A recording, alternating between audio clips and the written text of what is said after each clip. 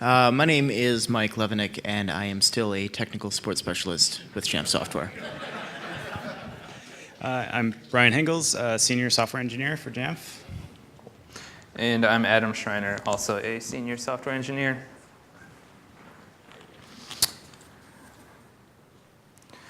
So, as what you said, this is our second Apple School Manager section.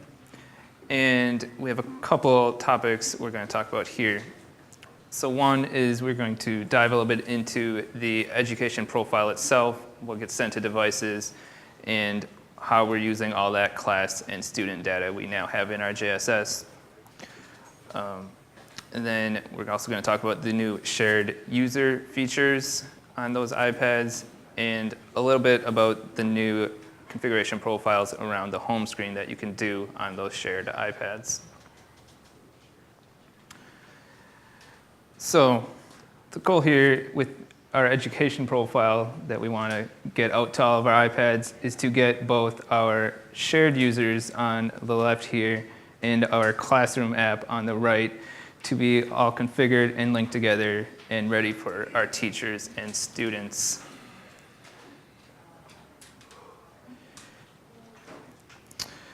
So at a high level, our education profile is, so start off with, at the bottom, I have a link to the Apple Developer Configuration Profile docs. This will be included in the resources and available on the Jamf Nation page for this presentation later.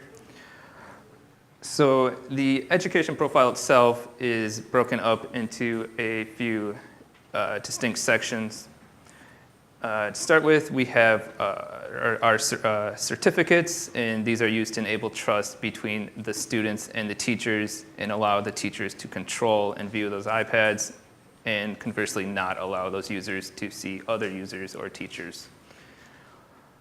Within those profiles, we have users. These are both our students and our teachers controlling the logins and access, our specific devices, and a list of our actual classes in each iPad. So to walk through each of these sections individually, we'll start with our users, and these encompass both our students and our teachers. And when we're talking about what gets sent down in the profile, this is configured directly in our classroom object in the JSS. And actually all of the data set down in our configuration profiles is set on our classroom object. So you can see on the left here, we have students and student groups and teachers and teacher groups. And these are defining what students or what users will be sent to the iPads.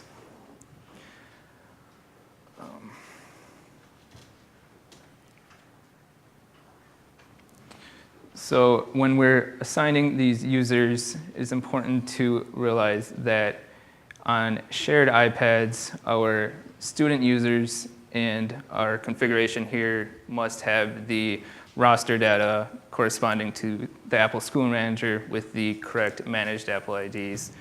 Otherwise, those logins on the shared iPad will not function. So once we have that all configured, this is what we end up seeing in our education profile itself. And you can see a few distinct pieces of information we're sending down to each iPad about those users. Mainly the user's name for display both on the login screen and on the teacher's iPad. The Apple ID, which enables the shared logins and defines our user. And also we have the image URL here.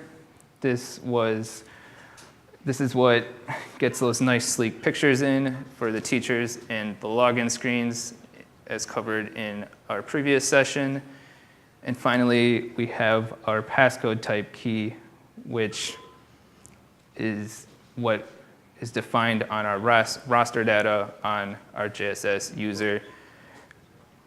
If we step back here a sec. Nope, don't have a slide. If we look at that drop down, it has 3 distinct options. There are 2 numerical options. You can choose 4 or 6, which will give the shared user a strictly numerical keypad entry when they're logging into the iPad, and the more full complex gives them the full keyboard layout for their password entry.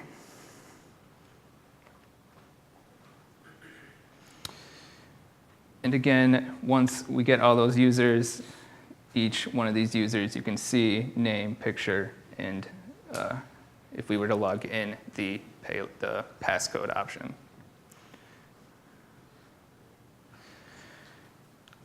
So our next section are our devices. And you can see again, we have the option in our classroom for mobile device groups. These iPads would be what we would want to put, where we would want to put our shared iPads for the classroom.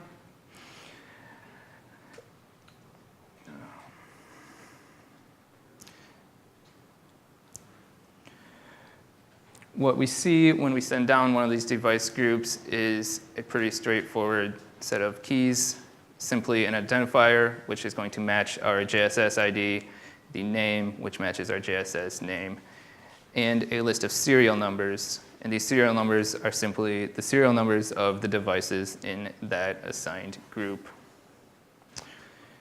And once these devices get sent in the profile, this is enabling our teacher to see those devices, and yeah, that's that. So putting a few of these pieces together, we look at the classroom as a whole, and inside each classroom we have those users, but we split them into the student level and the teacher level. And these are kind of what restricts the teacher can do this, the user can do that. Again, enables the UI in both the shared iPad and the shared logins in the classroom app. And finally, we assign those device groups to each individual class. And this is for the classroom app to be able to distinguish those devices. So if we look at this a bit more in depth, we'll see a few things here. Again, we have the name, we have the key of member identifiers, which is our students, and we have leader identifiers, which are our teachers, our device groups, which is our one device group ID, and we will see the generated beacon ID from the JSS to enable the classroom app to work with the shared and non-shared iPads. So again, once we get those classroom sections sent down, we enable both the login of the classroom app, seeing the individual classes, and the shared iPad having our individual classes listed.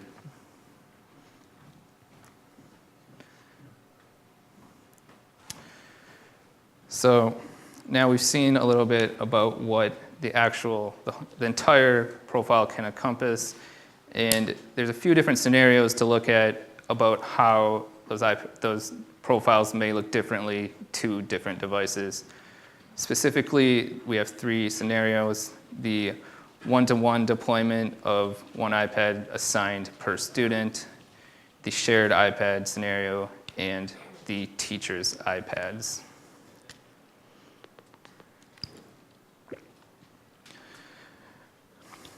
So starting with the shared iPads,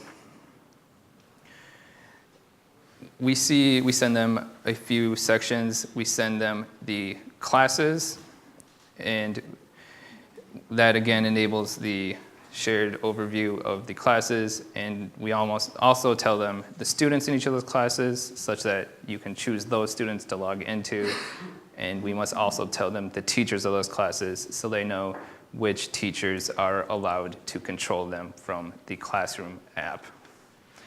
And if you log into one classroom versus another classroom, only the teachers in those specific classes can control them.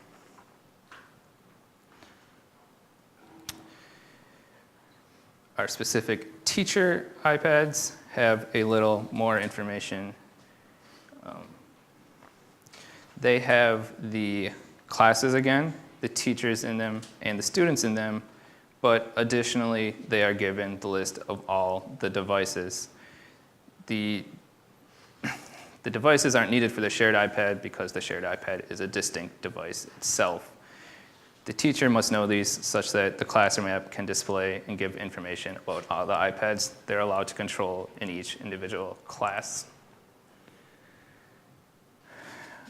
When we're talking about teachers' devices, it's important to remember these shouldn't be iPads in the shared mode. They should be devices enrolled in the JSS and assigned individually to a teacher.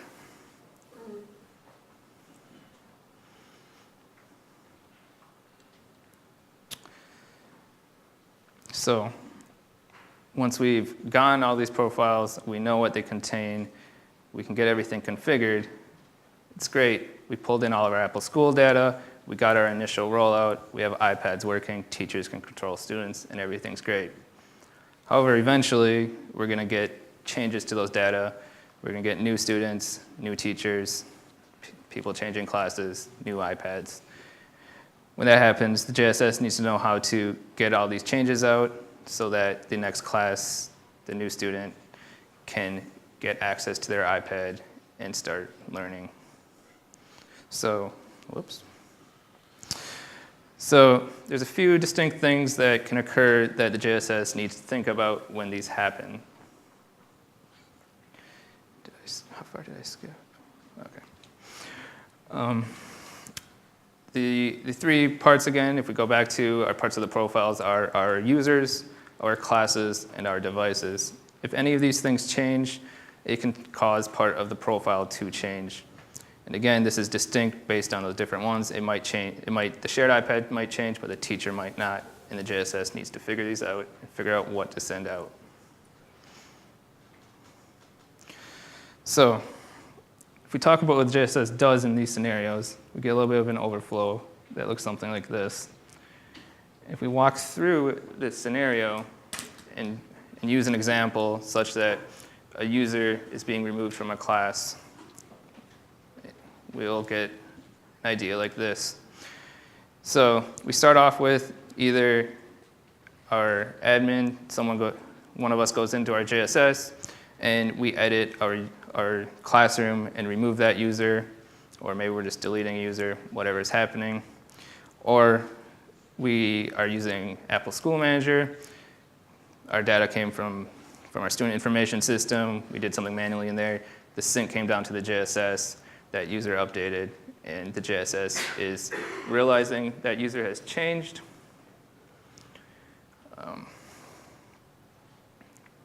Once that happens, that event is then told to the JSS saying, hey, this changed. We need to start thinking about it. It needs to sort through that, pick out the affected devices. It needs to do this by looking at all the classes that user is in, all the devices that user might be associated with, and come up in the end with a distinct list of iPads that could either be affected in one of a number of ways. Those number of ways, if we look at our profile changed such that, or our user was added to the class such that we need to install a new profile on the iPad, a user was assigned to a new iPad. That iPad now needs to have the installed profile for that user. That user was removed such that it needs to have a remove profile. Or the JSS might have determined that, hey, there's no user, there's no education data for this iPad anymore. Wait, that's remove profile. Or it might determine that, hey, this is the exact same profile, there's no real changes here, and it's just going to throw that out and not bother with sending any sort of profile command to the device. Going back to install profile, the scenario might also be, hey, that list of devices also included the teacher iPad because the teacher iPad now needs to know either this user is now in this class, or it needs to know, hey, this device for this user is now in this class, and the JSS will also correspondingly send a install profile command to the teacher itself.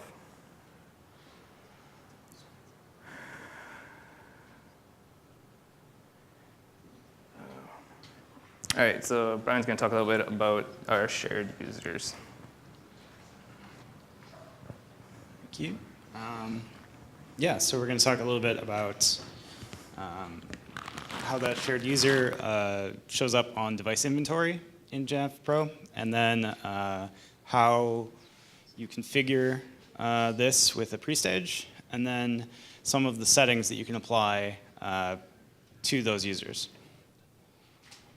So first we've got just a mobile device inventory screen. Specifically, there's a shared iPad users side tab. This is going to show that every user that has an active account on that device will be displayed here. This is related to one of the settings we'll see on the next screen about the maximum amount of users that can be there. Each device has the capability to have multiple users' data on it at once. And this just shows you, for this specific device, what users are there. And there's a remove user button, so you can explicitly clear that user from that device. Here we have a device enrollment program pre-stage setting within the JSS, and then we've got some specific settings for shared iPad here. I guess first of all, you'll notice it's nested below the supervised device tab, and then there's enable shared iPad. And this is basically the profiles or the pre-stages will behave the same as they always have for the DEP functionality in the JSS, but you will be able to enable shared iPad and set the number of users for a given set of device enrollment program devices. So actually, I'm going to step back for a moment. So there is a scope tab on this object, and you're able to select whatever subset of devices you want, whether that's everything or if you have different, I don't know, maybe different models. You might have a different number of users you want to enable. It's important to note this number of users is basically it's a way to instruct the device how to cache that user's data. So when you first log into one of these shared mode iPads, you'll have that user's data will start filling in. And then if they log out and another user logs in, multiple users' data can kind of live side by side, and the device will kind of choose when to evict that data. So this helps to control kind of that ratio of data per user, depending on how big the device is. And then if a user's data is evicted because too many students have logged in recently, that will trigger, you will have to start pulling down that data again. So one of the things to be aware of, that will take longer for all that data to get resynced versus if less than that number of users have cycled through that one device since then, their data should already be there.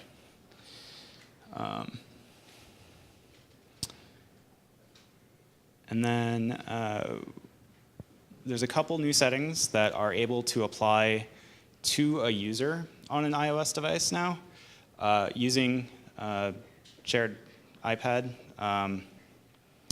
One of the two we're going to talk about here are app usage restriction, home screen layout, and both of those are able to be used to customize the home screen of the device.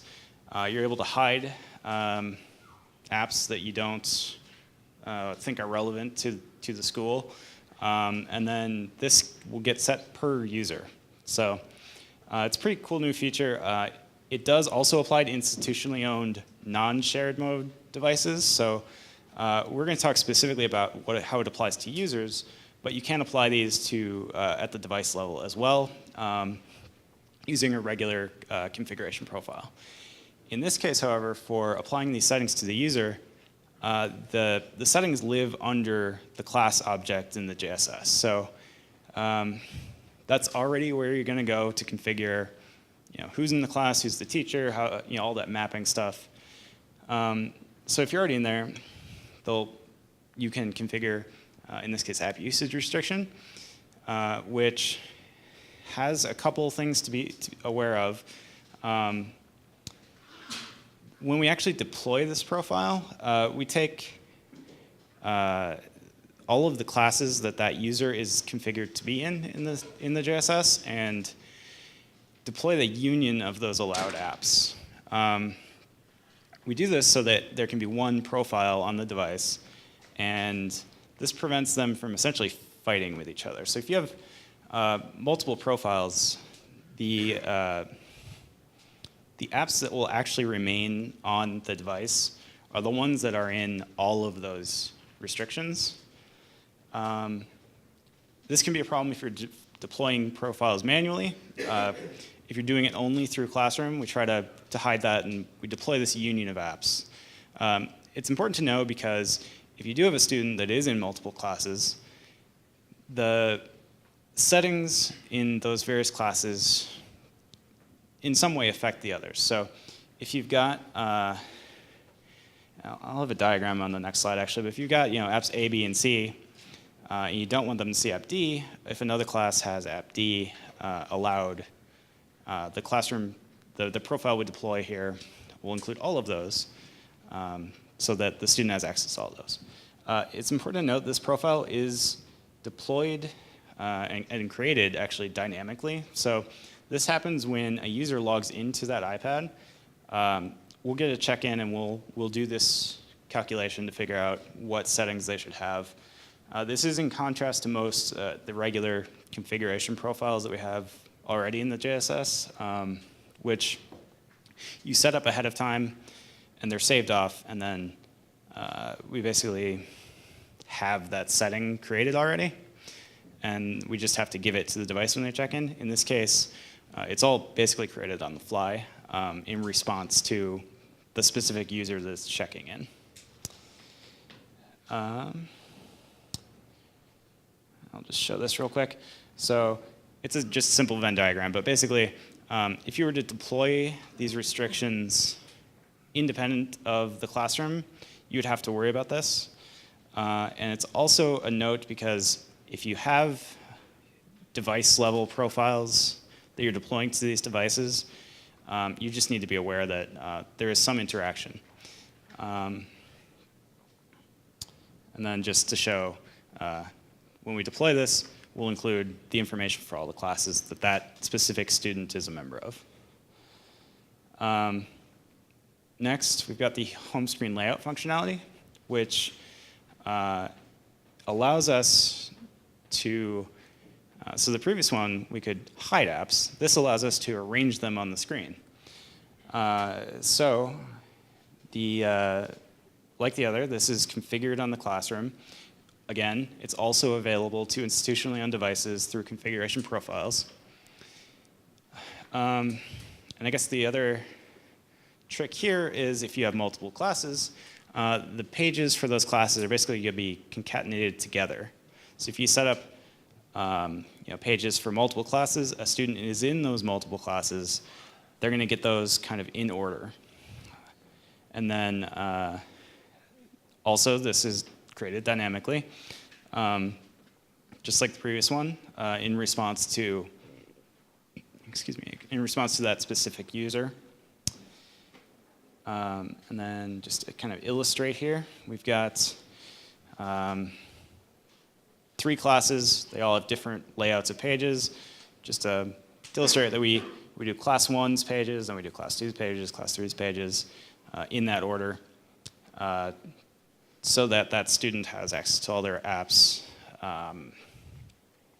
as configured for their class. And then the classes don't conflict with each other. I guess that's what I've got for that. Questions? We've got the hashtag again. I'm going to hand it back to Charles, I think.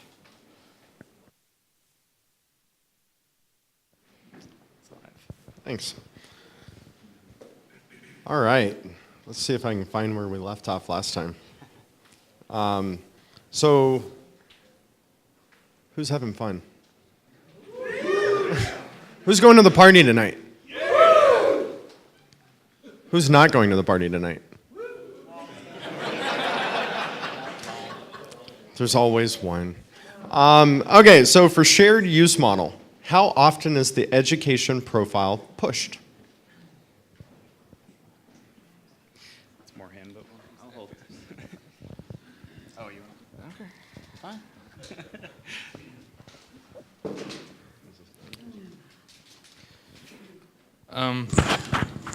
So that directly corresponds to how often your data is changing in your JSS. So it's going to get pushed every time something changes about that iPad. So again, this goes back to it's going to change if you add devices to that class such that it needs a new class. It's going to change if a user gets added or removed from a class. It's going to get changed if a teacher gets added or removed from that class. So anytime one of those events happen, it will get sent out. It will be smart about it, and if you're updating it a bunch of times within like a minute, it'll wait and send it out once it's detected that it's kind of stopped being changed. If this is being integrated with your student information system or the changes are coming from the Apple School Manager, it'll pull all that in and it'll push one change out each night if that iPad changed. Maybe add, it is heavily tied to the syncing interval that, as Adam mentioned, but also if you edit those objects within the JSS or through the API, we also kind of, that's a trigger, right? That's a change to that setup. So it's largely in response to either the syncing schedule or changes that you are making. Is that fair?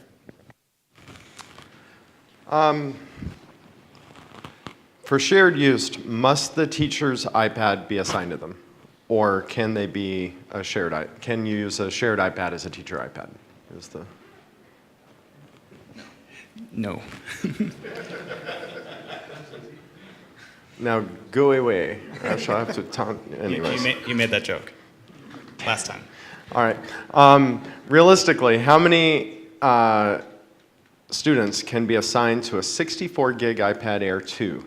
Twice as many for iPad Air 128?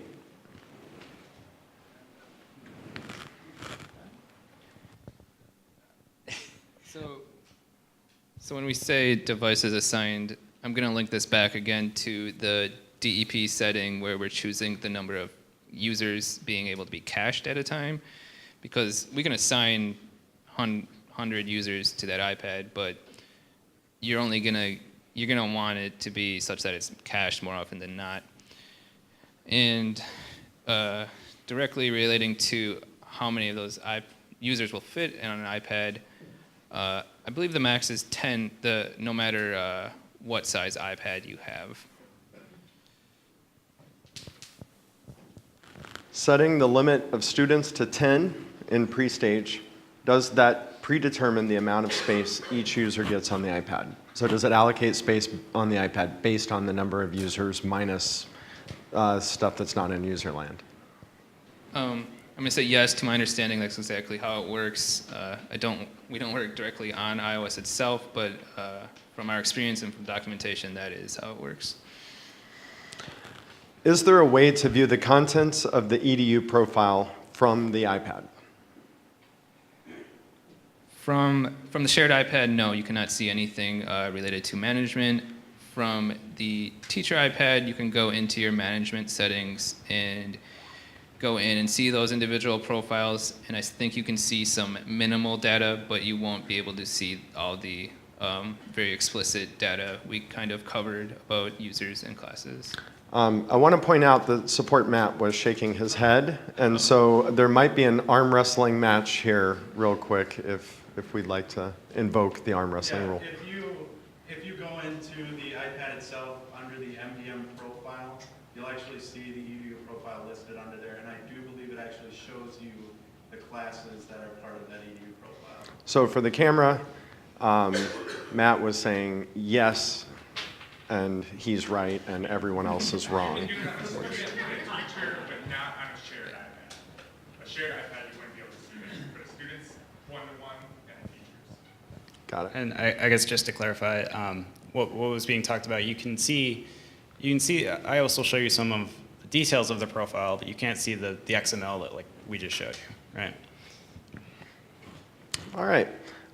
Can you see consolidated status of the EDU profile pushes? And I want to point out this is a feature in Active Directory, so we might as well, Go ahead.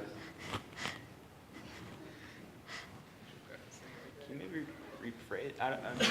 Oh, sure.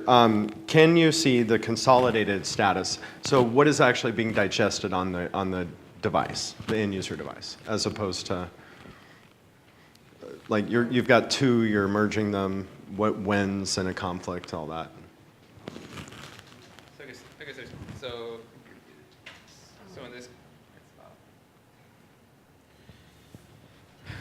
so, do you answer this then? Because we're not going to So the question was kind of phrased about the EDU profile, but so I'm going to answer that part first. So what we see about those pushes are just, you go to the device and you'll see your normal install profile MDM commands in your history, and it will say the education profile there.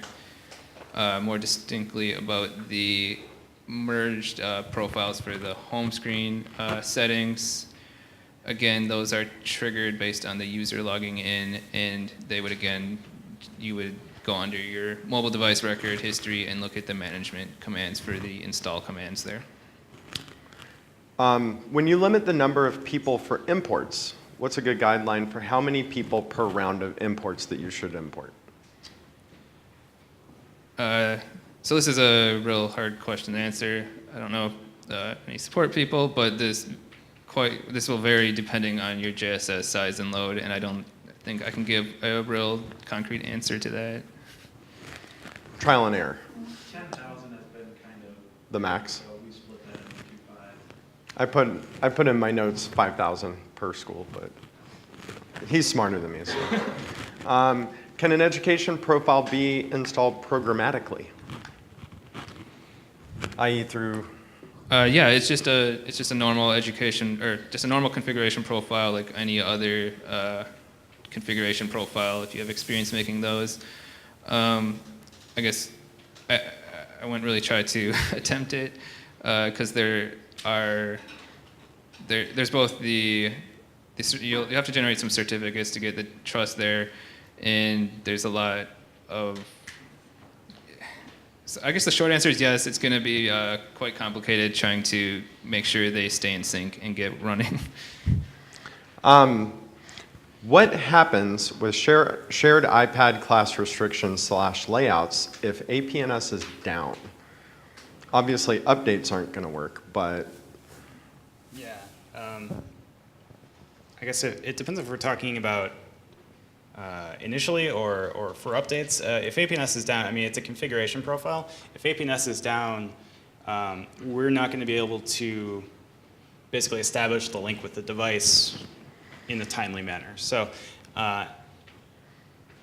it may not go out at all, or it may stay at an older state and not get your updates.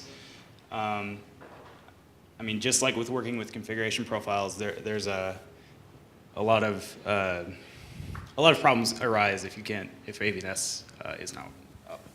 And specifically for the home screen layouts with the shared iPads, those are deployed explicitly when the user logs into the iPad and only at that point in time.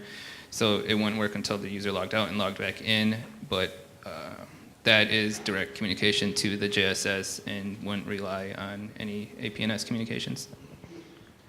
is there a timeout for how long those profiles will last before, if there's no communication?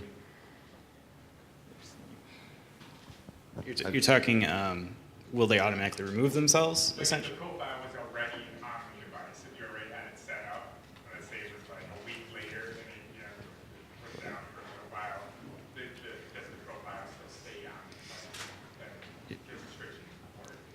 Right. So I guess just to kind of rephrase, if the profile is already there, and APNS goes down at some future point, or rather the communication with APNS is unreliable for some reason, the profile will remain until the JSS tells it to go away, to remove it. So if the device checks in with us, which can happen from time to time for various events, we might be able to tell it to remove it. If that does not happen and we are not able to send it a push, it will just remain until communication is reestablished. Is that fair? Yep. Is Casper Focus? Do I need to finish this question, or? Yeah, is Casper Focus? I mean, he used the word hospice, and that seemed pretty, pretty sad, and I couldn't really say it, but I did. So yes, Casper Focus is still a product. It still works and functions. It still is. There's a few maybe different scenarios where it's a useful feature. If you're using Education, Apple School Manager, would definitely suggest using the Apple's new great Classroom app instead. But if you're in corporate America, for example, or in corporate anywhere, and there are environments that can't use Apple School Manager. Sorry? Like the iPad too, that's a good example. Yeah. Yeah, if you have an iPad 2 that is not supported with Apple School Manager, Casper Focus is still a possibility. I just want to point out there are a couple people from Apple who are making really icky faces right now in the audience, but that's okay. We're just going to smile and nod. Is there a script to delete users en masse? By the way, a bunch of people in education have awful grammar and spelling. Is that because it's Twitter and there is no such thing as grammar and spelling on Twitter? We are all in education. Not us, but... Oh, right. Got it. We're talking to engineering, not teaching, right? So is there a script to delete users en masse that are assigned to a class? Not picking on that specific tweet, by the way. Because it's been all of them. Sorry.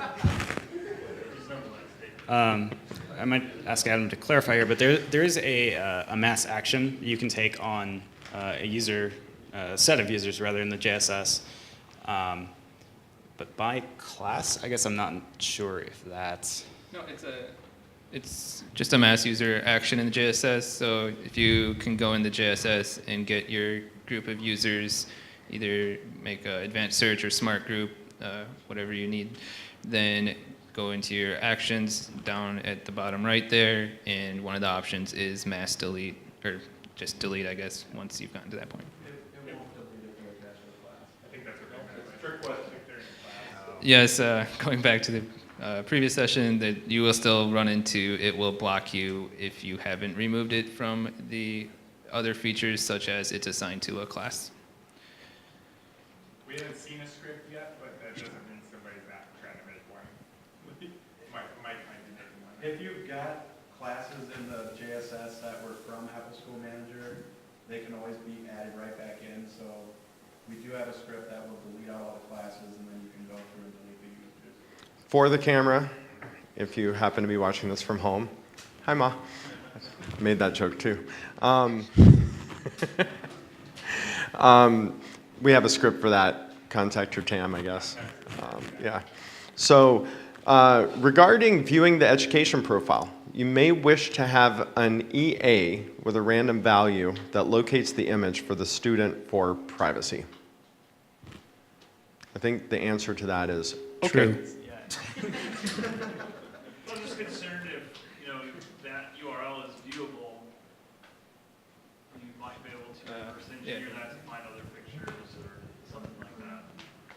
If you have the cert. Yeah, so there is a layer of protection already in that the client authentication is required. So you would need to have the private key and the cert of that we've issued to allow you to view those images in the first place. Well, I guess you are right. If it's like a sequential number, you could guess the URL. And that's part of why we have multiple options of matching, or rather mapping, the user to a URL.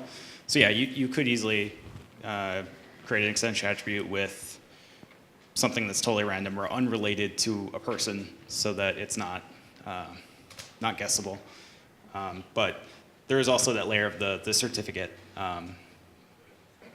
to hopefully prevent anyone else from being able to view those, even if they did know the URL. And the last question that I've seen, which was a DM to me, was I forgot to introduce myself in all of these sessions. So I'm Charles Edge, the Director of Pro Services here at JAMP, and that guy behind cryptid.com. So, and with that, thank you so much for making the trek over. And great job, guys.